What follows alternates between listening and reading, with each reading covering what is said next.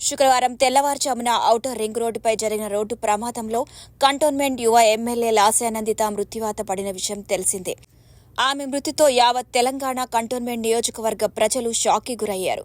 ఎమ్మెల్యేగా ఎన్నికైనప్పటి నుంచి లాస్యానందితను మృత్యువు వెంటాడుతూనే ఉంది. ఎమ్మెల్యేగా గెలిచిన కొద్ది రోజులకే ఆమె అనారోగ్యానికి గురై కొద్ది రోజుల పాటు ఆసుపత్రిలో చికిత్స తీసుకున్నారు. ఆ తర్వాత ఓ కార్యక్రమానికి హాజరై 3.5 గంటల పాటు లిఫ్ట్లో చిక్కుకున్నారు. ఈ నెల 13వ తేదీన నల్గొండలో జరిగిన బీఆర్ఎస్ బహిరంగ సభకు వెళ్లి వస్తుండగా కారు ప్రమాదానికి గురయ్యారు. ఈ ఘటన మరవక ముందే తాజాగా జరిగిన రోడ్డు ప్రమాదంలో ఆమె మృతి చేతికి చిక్కారు. ఇదిలా ఉంటే వరుస ప్రమాదాల నుంచి క్షేమంగా బయటపడేందుకు లాస్యానందిత తాయెత్తుల సెంటిమెంట్ను నమ్ముకున్నారా, చివరకు తాయెత్తు కోసమే వెళ్లి వస్తూ ప్రాణాలు కోల్పోయారా అనే చర్చ తెరమీదకు వస్తోంది.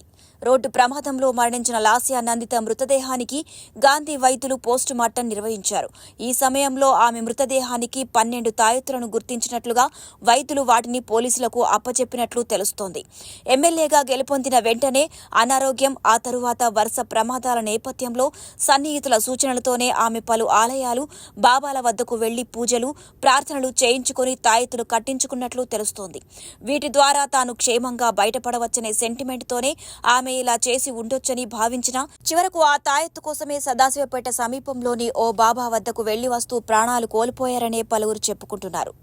అయితే మరోవైపు లాస్యానందిత కారు యాక్సిడెంట్ కేసులో పోలీసులు దర్యాప్తు ముమ్మరం చేశారు.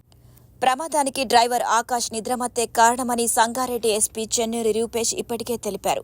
కుటుంబ సభ్యులతో కలిసి సదాశివపేట మండలంలోని మిస్కిన్ షా బాబా దగ్గరకు వెళ్లి వస్తుండగా డ్రైవర్ నిద్రలోకి జారుకోవడంతో కారుపై నియంత్రణ కోల్పోవడంతో ఈ ప్రమాదం జరిగిందని ప్రాథమిక వివరాలు వెల్లడించారు. అయితే లాస్యానందిత సోదరి నివేదిక ఫిర్యాదుతో పటాన్చెరు పోలీస్ స్టేషన్లో కేసు నమోదు చేసుకుని దర్యాప్తు చేస్తున్నారు.